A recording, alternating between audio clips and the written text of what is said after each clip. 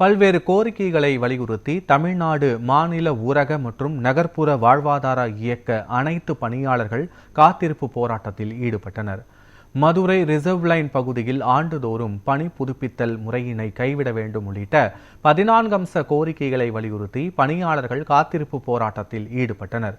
அப்போது தங்களது கோரிக்கைகளை தமிழக அரசு நிறைவேற்ற கோரியும் கனவை கேளுங்கள் என்ற வாசகங்கள் அடங்கிய பதாகைகளை ஏந்தி முழக்கங்களை எழுப்பி போராட்டத்தில் ஈடுபட்டனர்.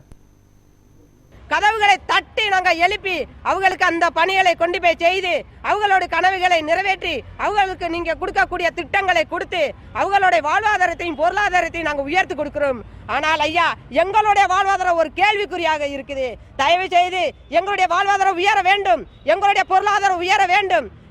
ஐயா, எங்களுக்கு சம வேலையும் சம ஊதியம் நீங்க வழங்க வேண்டும். அதே போல் எங்களுடைய பணியை நீங்க நிரந்தரப்படுத்தி கொடுக்க வேண்டும் என்றுதான் தாழ்மையுடன் கேட்டுக்கொள்கிறோம். PF எல்லாமே எங்களுக்கு பிடிக்கணும். நேரடியாக சம்பளம் எங்களுடைய வங்கி கணக்கிற்கு வரணும். நாங்களும் ஒரு தொகுப்பு பணியாளர் என்று கூட எங்களால் சொல்ல முடியாத அளவிற்கு நாங்கள் இருக்கிறோம்.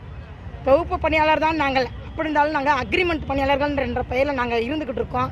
அதெல்லாம் மாறி எங்களுக்கு இந்த அரசு எங்களுக்கு எல்லா திட்டங்களையும் கொண்டு செல்றதுனால எங்களுக்கு இந்த அரசு எங்கள் மேல் ஒரு கருணை காட்டி எங்களுக்கு ஒரு வாழ்வாதாரத்தை கொடுக்குமாறு மிகவும் பணிவுடன் எங்கள் பணியாளர்கள் அனைவரின் சார்பாகவும் கேட்டுக்கொள்கிறோம்.